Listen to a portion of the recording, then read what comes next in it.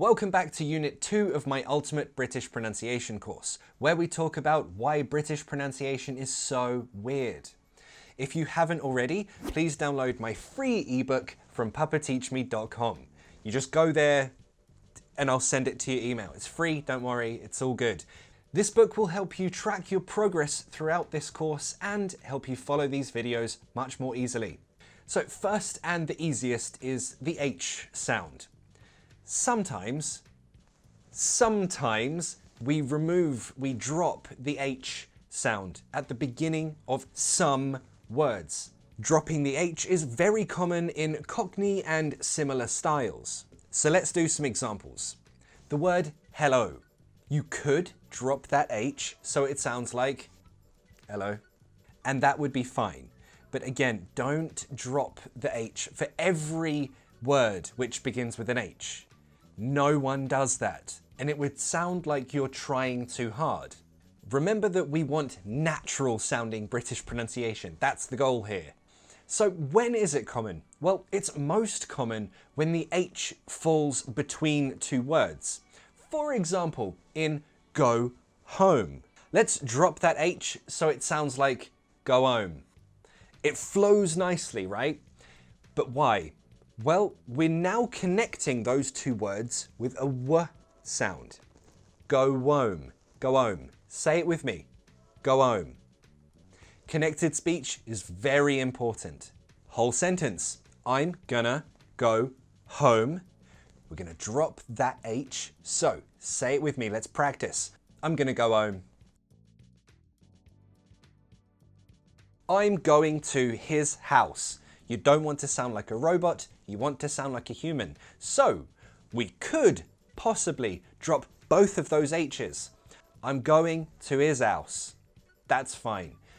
You say it. Another option, keep the first H, drop the second one. I'm going to his house. That one sounds more Cockney to me. I don't know why, it just does. But you have the option, right? And of course, there's the option of keeping both H's, and of course that's fine too. I'm going to his house. See, they all sound British, they're just different styles. Try different ways of saying it, see what feels comfortable to you. That is how you get natural sounding British pronunciation. New sentence, new question. Look at the H's. Would you drop one, both, or none? Plan how you might want to say this. Try a few different ways. Now, depending on the time or depending on my mood, I might say this a few different ways. Let me just try now. Okay, quickly. How much was your hotel? If I say it slowly, how much was your hotel? In 2 seconds, I pronounced that in two different ways. So remember, this isn't a fixed style. Variety is the key word. And knowing that you can be lazy with pronunciation, that's key to sounding natural. Okay, now the L sound. First, we need to talk about the position of your tongue. Okay, say this word. Really, say this word right now, but feel where your tongue hits the top of your mouth. Where exactly on your tongue hits where exactly here when you pronounce the L sound. If you're German or Austrian, you probably pronounced it apple, apple. And the way you would make your L sound is that the tip of your tongue, the very top of it, would hit just here in the mouth. This is called the alveolar ridge at the top of your mouth, just behind the top teeth. In some other languages like Korean, maybe you'll use this part of the tongue on this part of the mouth. That's called the palate. Again, alveolar ridge, palate. You don't need to remember those names. And some languages find it very difficult to pronounce and distinguish between the L and R sounds. And if you need help pronouncing or distinguishing between the L and R, definitely watch this video before you continue. Also, when students ask me, is it obvious that English isn't my first language? Well, the L sound is one of those sounds that makes it obvious. Now, that is not a bad thing at all, but I understand that some people prefer to have fully British pronunciation, and that's fine. So, how do we do that? It's all about where you put your tongue. And this is what teachers mean when they talk about dark and light L's. The light L is basically how I modeled the German pronunciation of apple, apple.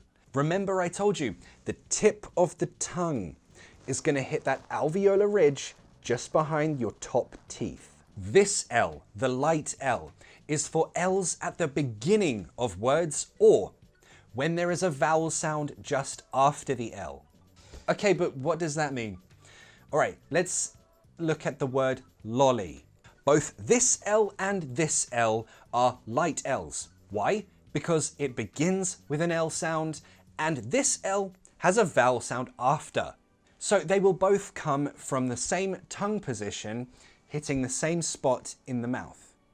L, lolly, lolly. Say it with me, lolly. But with dark L's, the tongue position changes slightly. Very, very small difference, but very noticeable. With the dark L, the tongue will hit more against the back of the top teeth, or even just under the top teeth, just here. This will depend, of course, on your mouth, teeth, and tongue size and shape. Of course, everyone is different, so I can't tell you exactly where you should put your tongue. For example, if I used the dark L with the word lolly, remember they should both be light L's, but if I said them in the dark L way, it would sound like this, lolly.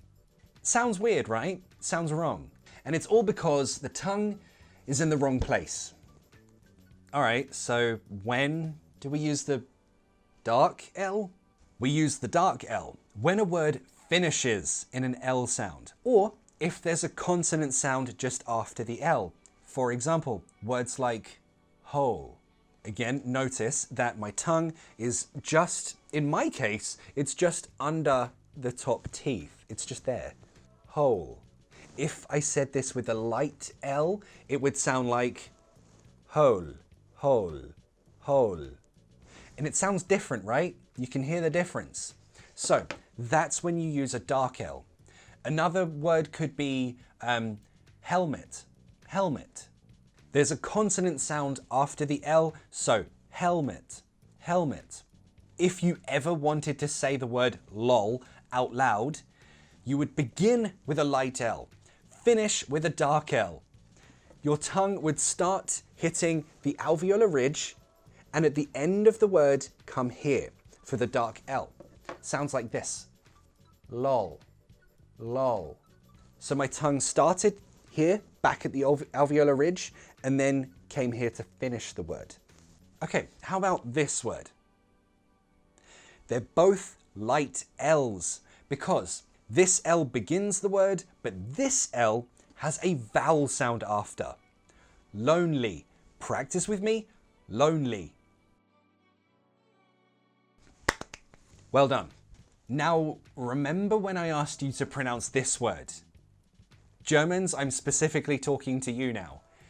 Now you know that that L should be a dark L.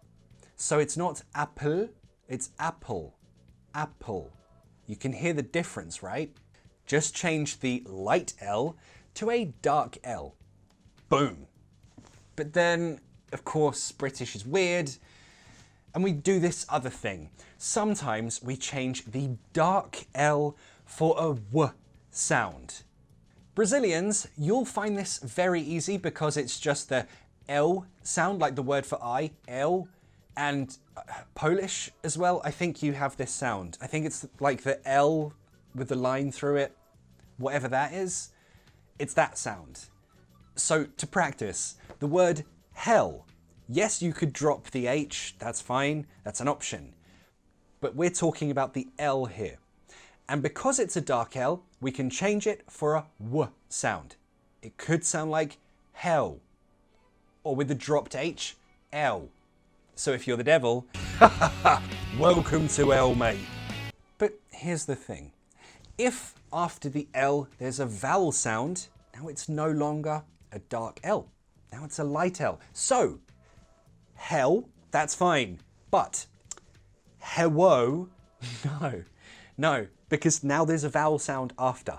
So, hello, not hello. That would sound silly. I'm kidding. It would sound silly. So again, going back to this word, you could pronounce it apple. Apple. Say it with me. Apple. Well done. Brilliant.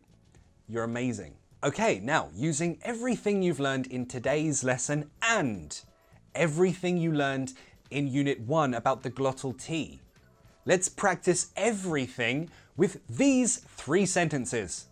Look at the sounds. Look at the different ways that you could pronounce these. Using glottal T's, dropped H's, L's for W sounds. So many options. Whatever feels comfortable for you to say will sound natural. That's the goal. Let me just give you an example. So we've got, LMA, what's his name? Is it Hector?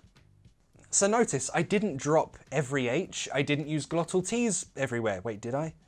Okay, no, I used glottal T's everywhere, but I didn't drop the H in Hector. You might pronounce it completely differently, and that will be fine. It will still sound British, but it will sound natural for you. That's the important thing. All right, second one. How much do you hate me? Is it a lot? See, no, that time I used more H's than before. And that's fine. Okay, next one. I have to work at the hotel late today. Okay, that's interesting. Yeah, I usually drop the H when it's I have to. I have to go. I have to do a thing. Not only I have to, but he has to, she has to, those two. He has to, she has to. For me, it's very common. But again, this isn't about copying my style specifically. This is about finding your own style. So practice, try a few different ways, see what works for you. Also, make sure you've downloaded my free ebook from papateachme.com. You can get it today, and this will help you really understand this course much better, track your progress, and I can't think of a third thing. So I'll see you in Unit 3 next Saturday. See you later.